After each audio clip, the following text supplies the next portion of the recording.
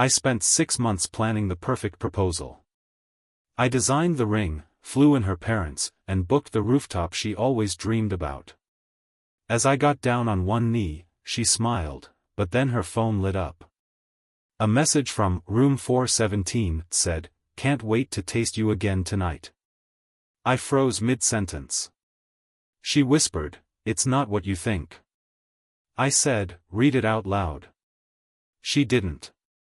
I walked away while everyone watched. A week later, I mailed her the ring, crushed, in a velvet box. Inside was a note, "I still hope you find love. Just not with anyone like you. I don't even know how to start this. I'm not some guy who overshares online. I fix HVAC systems in Milwaukee, work hard, keep to myself. But this? I need to get this out. Maybe because it still wakes me up some nights. Maybe because I want other people to know how fast things can fall apart, even when you do everything right. I met Rachel at a Brewers game 3 years ago. My cousin dragged me out. Said I needed to get a life after my last relationship crashed. Rachel was there with some work friends. We started talking over beers and kept talking after the game ended. She was sharp, had this sarcastic humor I liked, and didn't pretend to be something she wasn't. We exchanged numbers. I didn't think much would come from it. But we hit it off. We started slow. Friday nights, movies at my place. Sunday hikes. Coffee before work. She was easy to be with. She never played games. When she said something, she meant it. Or at least, I thought so. After a year, she moved in. After 2, we talked about marriage. She used to say, "If you ever propose, I want it to mean something. Not just a ring. Not a restaurant proposal. Something that feels like us." So I listened. I paid attention to everything she said. She'd mention things in passing, and I'd write them down in my phone when she wasn't looking. Like how she once said, that rooftop at the Journeyman is the most romantic spot in Milwaukee. Or how she said she'd love a ring with an oval cut, not round. Or that she missed her parents more than anything. So when I was ready to propose, I went all in. 6 months I planned it. I drove to Chicago 4 times to work with a custom jeweler. I showed him sketches I made and pictures she'd saved on Pinterest. I had them source a vintage diamond and even put her birthstone under the setting. Something only she would know was there. I booked the rooftop. Reserved it months in advance. It wasn't cheap. But I didn't care. It was her dream. I hired a string quartet to play "Can't Help Falling in Love," because once, while we were dancing in the living room, she said that song made her cry. I flew in her parents from Oregon. Got them a suite 2 floors down. They were over the moon. Her dad even teared up on the phone when I told him what I had planned. Her best friend Jenny helped with everything: flowers, candles, photos strung up on lights. A sunset proposal with the skyline in the background. It was the most effort I've ever put into anything. I told Rachel we had dinner reservations that night. She wore that navy blue dress I bought her for her last birthday and silver heels I knew hurt her feet, but she wore them anyway because she knew I loved them. When we walked into the rooftop, everything was set. Her friends popped out. She gasped. The music started. She looked around like she couldn't believe what she was seeing. I took her hand. Led her to the center. I got down on one knee. I had a speech prepared. I was shaking but smiling. I started talking. Then it happened. Her phone buzzed. It was loud enough to make her look down. She had no lock screen. I saw the message before she could turn it away. From a number saved as Room 417. The text said, "Can't wait to taste you again tonight." Time stopped. Everything got quiet. I remember staring at her phone, then up at her. She went pale. She blinked, like she was trying to figure out what to say.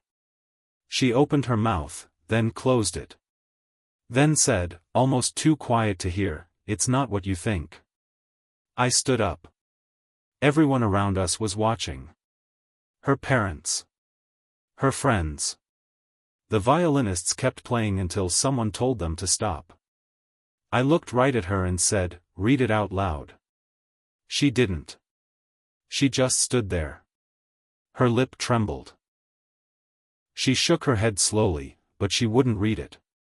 So I walked. I walked off that rooftop. I didn't run. I didn't scream. I didn't even curse. I just walked. Got in the elevator. Pushed the button for the lobby. She didn't follow me. I turned off my phone that night. Didn't answer her calls. Didn't talk to anyone. I stayed in my truck until morning, parked at the lakefront. Just staring at the ring in my hand. The next week, I boxed it up. I crushed the ring with a hammer first. Flattened it until it was just a bent piece of expensive scrap metal. Put it back in the velvet box. Then I wrote a note. "I still hope you find love. Just not with anyone like you." Mailed it to her. Didn't hear a word for 3 weeks. Then she started showing up again. That's when the real revenge started. She didn't show up right away. For a while, it was just silence. Then the texts came. The kind you expect, "Can we talk? I messed up. Please." I didn't answer. Then one night, around 10 p.m., I heard banging on my apartment door. I looked through the peephole. It was her. No makeup. Red eyes. Hoodie and sweatpants. Crying. I didn't open the door. I just stood there and let her knock until she gave up. She came back the next night. And the next. Finally, I cracked the door open and said, "Say whatever you need to say. You've got 1 minute." She started crying harder. Told me she never meant to hurt me, that the guy from room 417 was a stupid mistake, that it only happened twice, and that she ended it. Twice. As if that made a difference.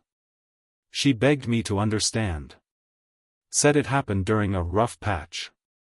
Said she didn't even like the guy, he was just some pharmaceutical rep who stayed in Milwaukee every couple of weeks for work. They met at a wine tasting she went to with coworkers. He was just easy to talk to. You know what she didn't say?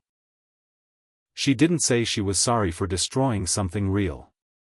She was just sorry she got caught. I shut the door in her face. The next week, she posted some crap on Instagram. A black and white picture of flowers, captioned, "Healing takes time." No mention of what she did. No mention of how many people she humiliated that night. Her parents. My family. Friends who helped with the proposal. She just painted herself as the victim. That's when I started thinking. I wasn't going to scream at her. I wasn't going to key her car or trash her reputation.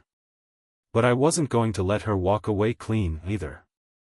So I came up with something better. I still had her parents' numbers. I called her dad. Told him everything. He already knew about the rooftop, about the message, about me leaving. But he didn't know about room 417. He didn't know she slept with the guy twice. There was a long silence on the phone. Then he said, "Thank you for being honest, Nate. She told us a different story." Then I texted her best friend Jenny. The one who helped plan the proposal. Jenny didn't know either. I sent her a screenshot of the text from room 417 and said, "This is who you helped plan a fairy tale night for." She didn't answer, but I know she saw it. Then I made a quiet little post on Facebook. I didn't name names. I didn't air dirty laundry. Just said, sometimes the person you trust the most turns out to be the one who breaks you in front of 100 people. It's not about the ring. It's about the betrayal. That's all. But everyone knew. She started losing friends. People started pulling away. I heard through the grapevine that her job got awkward. Apparently the pharma guy she slept with was connected to one of their clients. Word got around. I didn't spread anything. I just told the truth. And the truth was enough. Then, out of nowhere, I got a call. From room 417 himself. I almost didn't pick up. It was a random number from out of state. But something in me said do it. I was alone in my truck again, parked outside a job site on lunch break. I answered. Guy says, "Hey, is this Nate?" His voice was calm. Too calm. I said, "Who's asking?" He hesitated, then goes, "Name's Todd. I think we might know the same woman." It hit me right then. This was room 417. I didn't say anything. He continued, "Look, I didn't know she was engaged. I didn't even know she had a boyfriend until a week ago. I found out about what happened at your proposal through a mutual contact."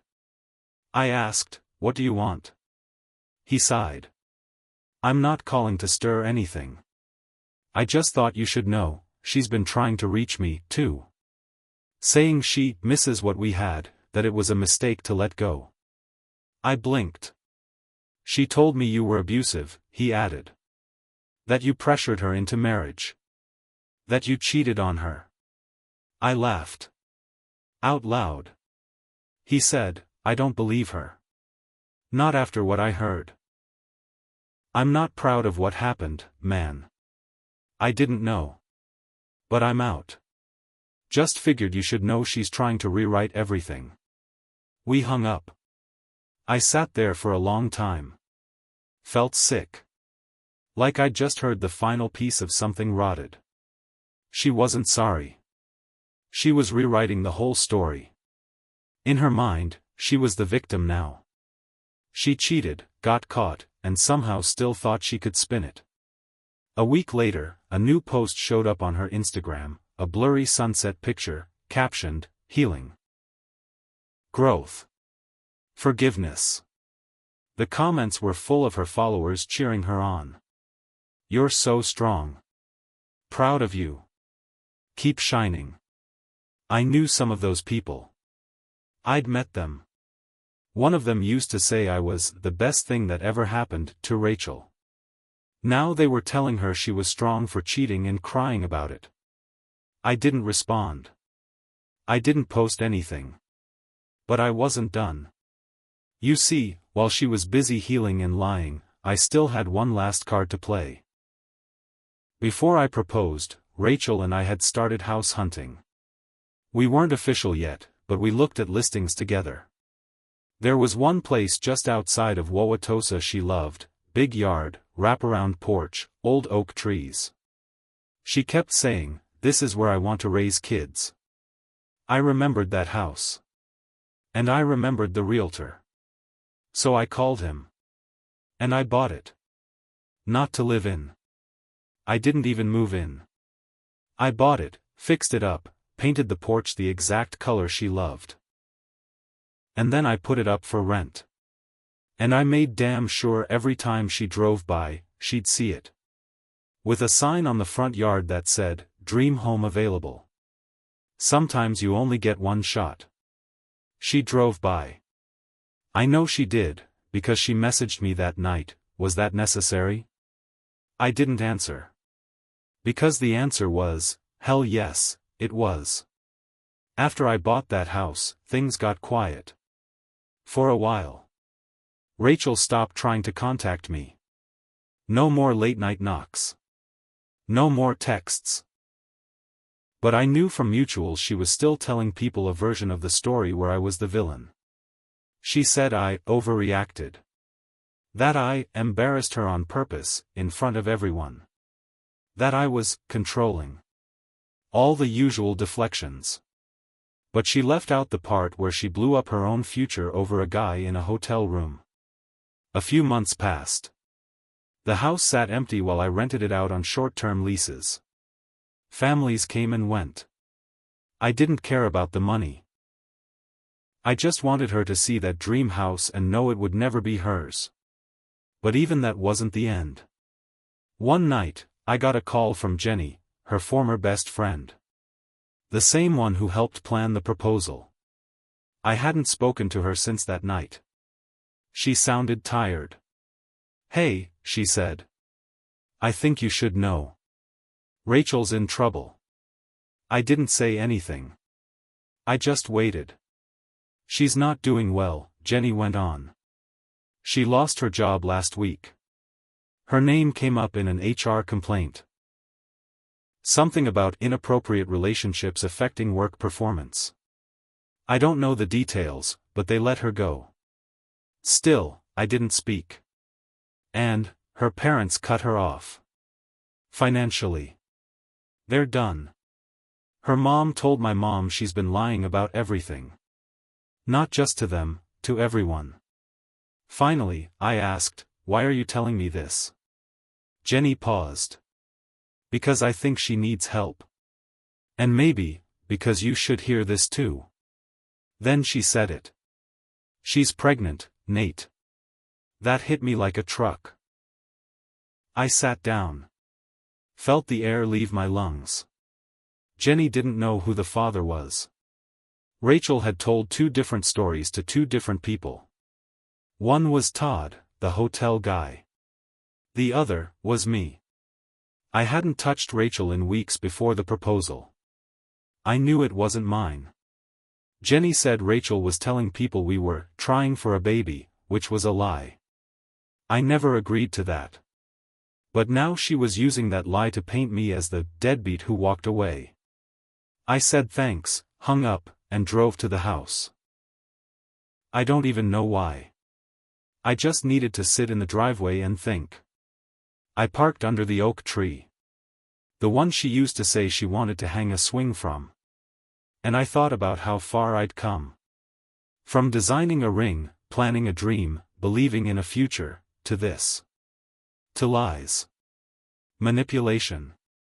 Games. And then I did something I'd been holding back. I wrote her a letter. Not to fix things. Not to comfort her. But to close it, on my terms. Here's what I wrote: "Rachel, I heard everything. About the job. About your parents. About the pregnancy. You don't need to reach out. I'm not coming back. I'm not here to play the villain in your story. You had love. Real, steady love. You had trust. You had people flying across the country to see you say yes to a man who gave you everything he had. And you threw it away for a hotel room and a few cheap lies. You're not the first person to mess up. But you're the first I loved who lied to my face and called it love. I won't hate you forever. I don't even hate you now. But I'm done with you. This house, the one you dreamed about, it's not yours. It never will be. This future, not yours either. I hope the baby's not Todd's. I hope it's someone good. Someone kind. Someone better than what you chose. But whoever he is, tell him the truth one day. Tell him you had a man who loved you once. And that love meant nothing when your phone lit up. Goodbye. Nate. I mailed it. No return address. I rented the house to a couple with 2 kids. I gave them a huge discount because they were starting over after a divorce and had nowhere to go. They hung a swing on the oak tree. Sometimes I drive by, windows down, and listen to the kids laugh in the yard. That sound? That's what healing actually sounds like. Not some Instagram quote. Not a black and white photo. Not a lie whispered through tears. But real people. Moving on. And me? I'm not angry anymore. But I'll never forget what I saw on that rooftop. The ring may have been crushed. But I wasn't. Not in the end.